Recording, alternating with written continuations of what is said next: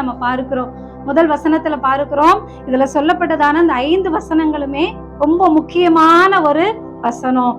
பாருங்க, கர்த்தாவே யார் உம்முடைய கூடாரத்தில் தங்குவான், யார் உம்முடைய பரிசுத்த பர்வதத்தில் வாசம் பண்ணுவான். ஒரு கேள்விக்குறியோடு ஆரம்பிக்கிறத பார்க்கிறோம். யார் பரலோகத்திற்கு போவாங்க, யார் பரலோகத்துல வாசம் பண்ணுவாங்க அப்படின்னு அந்த சங்கீதத்தை நம்ம பார்க்கிறோம். யாரெல்லாம் பரலோகத்துக்கு போவாங்க அப்படின்னா, நம்ம சொல்லுவோம் ரட்சிக்கப்பட்டிருந்தா போதும், நான் பரலோகத்துக்கு போயிருவேன் அப்படின்னு சொல்லி சில பேர் சொல்லலாம். சில பேரு நான் ஞானஸ்தானம் எடுத்துட்டேன், அதனால நான் பரலோகத்துக்கு போயிருவேன், இயேசு என்கிற ஒருத்தரை நான் அறிஞ்சிட்டேன், அதனால நான் பரலோகத்துக்கு போயிருவேன் அப்படின்னு சொல்லி நிறைய பேர் சொல்லலாம். உதாரணத்துக்கு பாருங்களேன், அதாவது இப்போ ஒரு மருத்துவத்துறையில போனோம் அப்படின்னா, மருத்துவம் கத்துக்கிட்டா மட்டும்தான் டாக்டரா போக முடியும் அல்லது ஒரு நர்ஸா போக முடியும். நம்ம டீச்சர் ட்ரைனிங் முடிச்சிருந்தா மட்டும்தான் ஒரு டீச்சர் வேலைக்கு ஸ்கூலுக்கு போக முடியும். அதை காட்டிலும் என்ன தகுதி, பரலோகத்திற்கு போகிறதுக்கு என்ன தகுதி அப்படின்னா, கீழே அதுக்குள்ள ஆன்சர் எல்லாமே இருக்கு. இதே சங்கீதத்தை நம்ம பார்க்கிறோம். சங்கீதம் 24லயும் இதுல போடப்பட்டதான வார்த்தைகள் எல்லாமே அப்படியே இருக்கும். நம்ம அதை எடுத்து வாசித்தோம் அப்படின்னா நேராயிரும். பாருங்க, கர்த்தாவே யார் உம்முடைய கூடாரத்தில் தங்குவான். இந்த கூடாரம் அப்படின்னு சொல்லும் போது நம்ம பழைய ஏற்பாடுல நிறைய தடவை அந்த கூடாரம் என்கிற அந்த வார்த்தையை நம்ம பார்க்க முடியும். கூடாரம் அப்படின்னா என்ன? அவருடைய வாசஸ்தலம், தேவன் தங்கி இருக்கக்கூடியதான இடம், அவர் தங்கி இருக்கிறதான அந்த இடத்தை தான் நம்ம கூடாரம் அப்படின்னு நம்ம பார்க்கிறோம். அப்ப அவருடைய கூடாரத்துல, அந்த வாசஸ்தலத்துல நாம போகணும் அப்படின்னா, இந்த உலகத்துல நம்ம வாழ்ந்து கொண்டு இருக்கும் போதே நமக்கு சில தகுதிகளை ஆண்டவர் கொடுத்திருக்கிறார். நீ இதை செஞ்சா மட்டும்தான் என்னுடைய பர்வதத்துல என்னோடு கூட நீ வாசம் பண்ண முடியும் அப்படின்னு சொல்லி இங்க பார்க்கிறோம். அப்ப யாரெல்லாம் போக முடியும்? இங்க இருக்கிற எல்லாருமே நம்ம போகணும் தான் நம்முடைய விருப்பம். எல்லாருமே நம்ம ஆண்டோடைய சமூகத்துல, அவருடைய பரலோக ராஜ்யத்துல நம்ம பிரவேசிக்கணும்.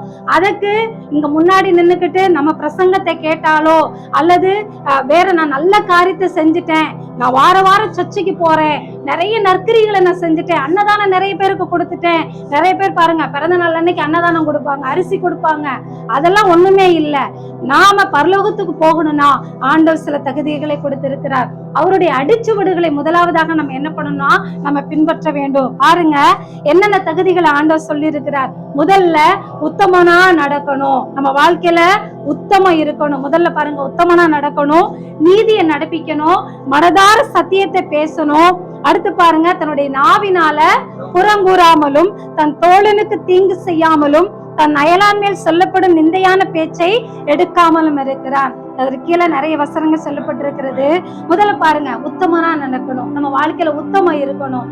நம்முடைய வாழ்க்கையில ஆண்டவர் சொல்றாரு, பிரியமானதை நம்ம என்ன பண்ணணுமா செய்யணும். உத்தமம் அப்படின்னு சொல்லும் போது கர்த்தருக்கு பிரியமான காரியங்களை நம்ம செய்யும் பொழுதுதான் அது உத்தமம். நிறைய பேரு நான் அதை செஞ்சுட்டேன், நான் இதை செஞ்சுட்டேன், நான் ரட்சிக்கப்பட்டுட்டேன், நான் ஞானஸ்தானம் எடுத்துட்டேன், அந்த பேச்சுக்கு இடமே கிடையாது. நம்ம வாழ்க்கையில உத்தமமா இருக்கும் பொழுதுதான் அவருடைய பரிசுத்த ஸ்தலத்திற்கு நம்ம போக முடியும். ஒருவேளை இந்த நாட்களில் உங்க ஆண்டவரே நான் உத்தமம் இல்லாமல் இருக்கிறேன், உங்க பரிசுத்த பர்வதத்துல வாசமனை எனக்கு அந்த தகுதியை கொடுங்க அப்படின்னு சொல்லும் பொழுது ஆண்டவர் அந்த தகுதியை நமக்கு கொடுப்பார். முதலாவது நம்முடைய வாழ்க்கையில உத்தமம் காணப்பட வேண்டும். இரண்டாவது நீதியை நடப்பித்து, நிறைய அநீதி நிறைந்த இந்த உலகத்துல நம்ம வாழ்ந்து கொண்டு இருக்கிறோம். ஆனால் கர்த்தருடைய பிள்ளைகள் நீதியை நடப்பிக்கிறவர்களாக நம்ம காணப்பட வேண்டும். நிறைய பேர் வந்துட்டு வக்கீலா இருக்கலாம் அல்லது போலீஸா இருக்கலாம், நிறைய வந்துட்டு நம்ம அரசாங்க வேலையில நம்ம இருக்கலாம். ஆனா நீதியை மட்டும் நம்ம என்ன பண்ணணும்னா பேசணும், நீதியை மட்டும்தான் நம்ம நடப்பிக்கணும். நிறைய இந்த உலகத்துல நம்ம வாழ்ந்து கொண்டு இருக்கிறோம்.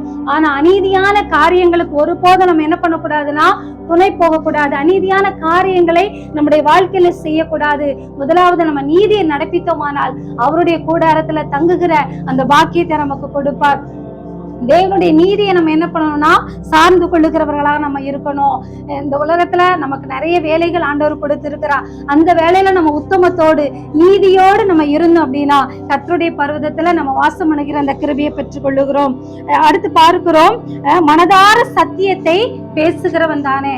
மனதார பொய்ய பேசக்கூடாது, மனதார சத்தியத்தை நம்ம என்ன பண்ணணும் பேசணும். உள்ளதை உள்ளதென்றும் இல்லதை இல்லாதென்று சொல்லுங்கன்னு சொல்லிட்டு நம்ம வேதத்துல வாசிக்கிறோம். நம்ம வாழ்க்கையில உண்மையா இருக்கணும். உண்மையுள்ளவன் பரிபூர்ண ஆசீர்வாதங்களை பெறுவான் என்று சொல்லி நம்ம பார்க்கிறோம். நம்ம வாழ்க்கையில நிறைய நேரங்கள்ல பொய் சொல்லுகிற விஷயங்கள் வரும் பொழுது கூட அந்த பொய்யை கூட என்ன பண்ணணும், நம்ம பாவம்னு சொல்லி நினைக்கணும். நிறைய பேருக்கு இந்த இடத்துல மனதார சத்தியத்தை பேசுகிறவன் தானே அப்படின்ற இடத்துல மனதார பொய்யை பேசுகிறவன் தானே அந்த லிஸ்ட்ல நம்ம வந்துடக்கூடாது. பொய்ய நம்ம ஒரு நாள் பேசக்கூடாது. ஆண்டவருடைய வார்த்தை சொல்லுகிறது, பொய் பேசுகிறவருடைய நாக்கை கர்த்தர் அறுத்து போடுவாராம். நம்ம வாழ்க்கையில பொய்ய நம்ம பேசக்கூடாது. பொய்யர் யாவரும் எங்க போவாங்கன்னா நரகத்துல பங்கடைவார்கள். நம்ம வாழ்க்கையில பொய்யே பேசக்கூடாது. ஆண்டோடைய வார்த்தை சொல்லுகிறது, நான் சொல்லல, கர்த்தருடைய வார்த்தை சொல்லுது. இதெல்லாம் நீ செஞ்சா மட்டும்தான் எங்க போக முடியும் அப்படின்னா அவருடைய பரிசுத்த ஸ்தலத்துல நம்ம வாசம் பண்ண முடியும். நம்ம வாழ்க்கையில நிறைய நேரங்கள்ல பொய் பேசக்கூடியதான சூழ்நிலைகள் கடந்து வரும். அது நிறைய பேர் சொல்லுவாங்க, அது சும்மா நான் சொன்னேன், அந்த பொய்யை நான் சும்மா சொன்னேன். அல்ல பச்சை பொய் சிவப்பு பொய்யெல்லாம் கிடையாது. பொய் பொய் தான். பொய் பேசக்கூடாது அப்படின்னா பொய் பேசக்கூடாது. எவ்வளவு சூழ்நிலைகள் வந்தாலும் சரி நம்முடைய வாழ்க்கையில பொய்களை நம்ம பேசக்கூடாது. அப்போஸ்தலர்ல வாசிக்கிறோம், அனனியா சப்ரால வாசிக்கிறோம். எல்லாருக்குமே தெரியும், அவங்க பெரிய பொய்யெல்லாம் ஒண்ணு சொல்ல கிடையாது. ஆனா அது பொய் தான். அத பொய் என்னது கடைசியில மரணத்துல கொண்டு போய் விடக்கூடியது. நம்ம வாழ்க்கையில பொய்யான காரியங்களை ஒருபோதும் நம்ம பேசக்கூடாது. அதுக்கப்புறம் பார்க்கிறோம், அவன் தன் நாவினால் புறங்கூறாமலும். நிறைய வசனங்கள் ஆண்டவர் நமக்கு சொல்லி இருக்கிறார். நம்ம வாயில என்ன பேசக்கூடாது, புறம் கூறக்கூடாது, கோல் சொல்லக்கூடாது. அடுத்தவங்களை பத்தி நம்ம என்ன பண்ணக்கூடாதுன்னா தீமையான காரியங்கள், பொறாமையான காரியங்கள், அதாவது புறங்கூறுதல்னா அடுத்தவங்க இல்லாத நேரத்துல அவங்கள பத்தி நம்ம பேசுறதுதான் புறங்கூறுதல். அந்த வாழ்க்கை நம்மள்ட்ட இருக்கக்கூடாது. ஆண்டவருடைய பிள்ளைகள்கிட்ட புறங்கூறுதல், கோல் சொல்லுதல் இருக்கக்கூடாது. நிறைய நேரங்கள்ல நம்ம இருந்திருக்கோம், நம்ம பேசியிருக்கோம், இல்லைன்னா யாருமே சொல்ல முடியாது. அதாவது வேதவசனம், கோல் சொல்லுகிறவன் பிராண சிநேகிதனையும் பிரித்து விடுகிறானா. நம்ம வாழ்க்கையில புறம் கூடக்கூடாது, கோல் சொல்லக்கூடாது. விளையாட்டு போல் இருக்குமா, ஆனா அது உள்ளத்திற்குள் தைக்கும் என்று சொல்லி நம்ம நீதிமொழிகள்ல வாசிக்கிறோம். கோல் சொல்லக்கூடாது நம்ம வாழ்க்கையில, சரியா? புறம் கூறக்கூடாது. அடுத்தவங்களை பத்தி நம்ம என்ன பண்ணக்கூடாதுன்னு பேசக்கூடாது. அவங்க இருக்கும் போதே அவங்கள பத்தி பேசிருங்க. அவங்க போனதுக்கு அப்புறம் அவங்கள பத்தி என்ன பண்ணாதீங்க, பேசாதீங்க.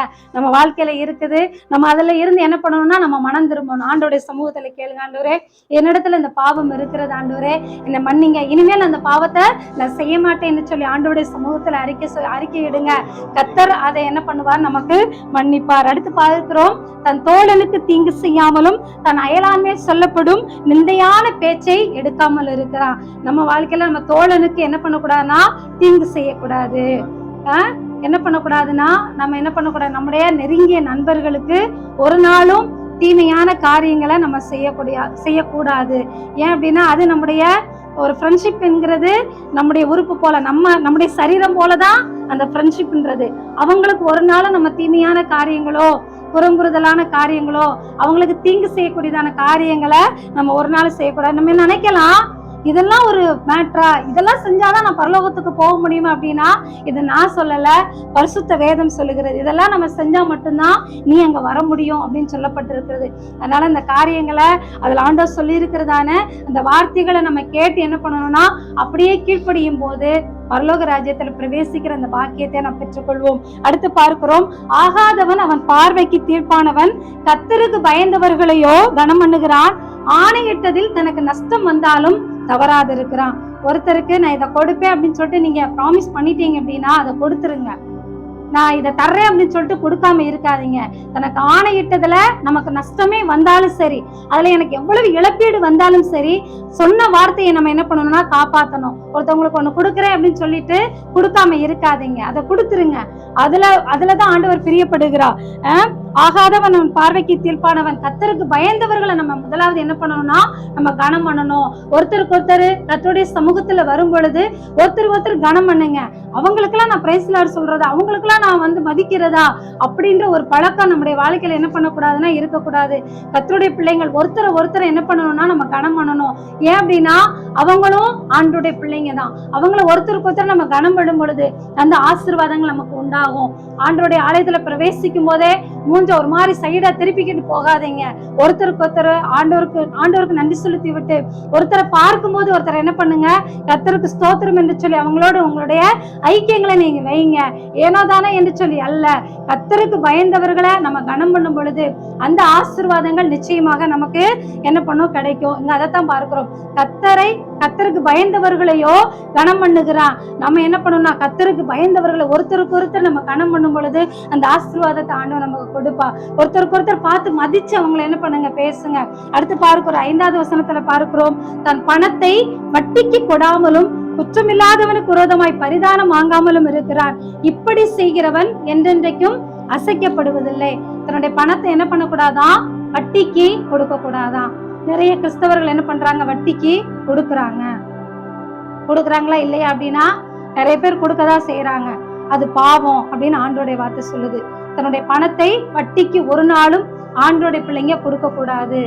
இங்க நான் சொல்லல, கர்த்தருடைய வார்த்தை சொல்லுது. நிறைய பேர் இந்த நாட்களை பார்க்கிறோம் வட்டிக்கு கொடுக்கறத நிறைய ஊழியக்காரங்களே வட்டிக்கு விடுறத பார்க்கிறோம். நம்ம பணத்தை என்ன பண்ணக்கூடாதான், வட்டிக்கு ஒரு நாளும் கொடுக்கவே கூடாது. அடுத்து பார்க்கிறோம், பரிதானம் வாங்காமலும் இருக்கணும். பரிதானம் அப்படின்னா தன்னுடைய வருமானத்திற்கு மிஞ்சி வாங்குறதுதான் பரிதானம். நீதிமொழிகளை நம்ம வாசிக்கிறோம், லஞ்சம். நீதிமொழிகள்ல 15:27 வாசிக்கிறோம், பரிதானத்தை பெருக்கிறவன் பிழைப்பான் என்று பார்க்கிறோம். அப்ப லஞ்சம் நம்ம வாங்கக்கூடாது. நிறைய பேர் அரசு வேலையில இருப்பாங்க. அந்த இடத்துல நம்ம என்ன பண்ணக்கூடாதுன்னா லஞ்சத்தை ஒருபோது, பரிதானத்தை நம்ம வாங்கவே கூடாது. அந்த பரிதானத்தை வாங்குகிறவர்கள் எங்க வரமாட்டாங்கன்னா கர்த்தருடைய சமூகத்துல அவங்க வரவே மாட்டாங்க. வட்டிக்கு கொடுக்கறவங்க வரவே மாட்டாங்க. அது ஆண்டோடைய வார்த்தை தெளிவா சொல்லுகிறது. தன்னுடைய பணத்தை வட்டிக்கு கொடுக்காமலும் குற்றமில்லாதவருக்கு விரோதமாய் பரிதானம் வாங்காமலும் இருக்க வேண்டும் என்று சொல்லி ஆண்டோடைய வார்த்தை சொல்லுகிறது. இதை கேட்கிற அருமையான கர்த்தருடைய பிள்ளைகளே, இந்த வார்த்தையை நீங்க சிந்திச்சு பாருங்க. என்னுடைய பணத்தை நான் வட்டிக்கு கொடுத்துருக்கிறேன்னா, நான் லஞ்சம் வாங்கியிருக்கிறேன்னா அப்படின்னா அது அவங்களுக்கு தான் தெரியும். யார் லஞ்சம் வாங்கியிருக்கா, யார் வட்டிக்கு கொடுத்துருக்கிறா அப்படின்னா இதுல இருந்து நம்ம என்ன பண்ணணும்னா மனம் திரும்பணும். ஆண்டோடைய சமூகத்துல மன்னிப்பு கேட்டு மனம் திரும்புகிற ஒரு வாழ்க்கையை நம்ம பெற்றுக்கொள்ள வேண்டும். இவங்க தான் யாருன்னா அசைக்கப்படாம இருப்பாங்களாம். சியோன் பர்வதம் போல நம்ம அசைக்கப்படாம இருக்கணும். கர்த்தருடைய பர்வதத்துல நம்ம வாசம் பண்ணணும்னா இத்தனை தகுதிகளும் நமக்கு இருந்தால் மட்டும்தான் நம்ம பரலோக ராஜ்யத்திற்கு போக முடியும். அதை விட்டுட்டு நான் ஊழியக்காரங்களுக்கு காணிக்க கொடுக்குறேன், என்னோட தசம பாகத்தெல்லாம் நான் கொடுக்குறேன், நான் வார சர்ச்சைக்கு போறேன், இந்த இதெல்லாம் கிடையாது. இந்த தகுதிகளோடு சேர்த்து நம்ம அந்த தகுதிகளை நமக்கு உடையணும். வார ஆண்டோடைய ஆலயத்திற்கு போகணும், ஆண்டோடைய பந்தியில பங்கு பெறணும், எல்லாரையும் நம்ம கனமணுகிறவர்களா இருக்கும் பொழுது ஆண்டோடைய பிள்ளைகளோடு நம்ம இசைந்து வாழும் பொழுதுதான் இந்த ஆசீர்வாதங்கள் கர்த்தருடைய பர்வதத்துல நம்ம வாசம் பண்ணக்கூடியதான அந்த ஆசீர்வாதத்தை தேவன் நம்ம ஒவ்வொருத்தருக்கும் கர்த்தர் கொடுக்கட்டும். அந்த வாஞ்சியோடு ஆண்டோடைய சமூகத்துல வாங்க.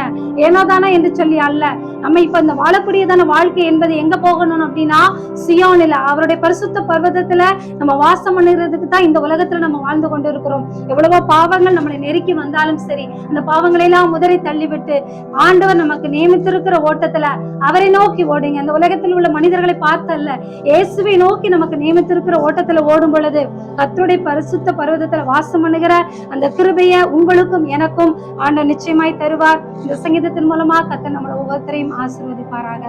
ஆமென். நமது நியூ கவர்னன்ஸ் ஸ்டோன் மினிஸ்ட்ரி சேனலை லைக் பண்ணுங்க, ஷேர் பண்ணுங்க, கமெண்ட் பண்ணுங்க, சப்ஸ்கிரைப் பண்ண மறக்காதீங்க. அப்படியே பக்கத்துல இருக்கிற பெல் ஐக்கானை கிளிக் பண்ணி ஆல்ன்ற ஆப்ஷனை கொடுத்துக்கோங்க. அப்பதான் நாம போடக்கூடியதான வீடியோஸ் எல்லாமே டெய்லி உங்களுக்கு நோட்டிபிகேஷன்ல வரும். God bless you.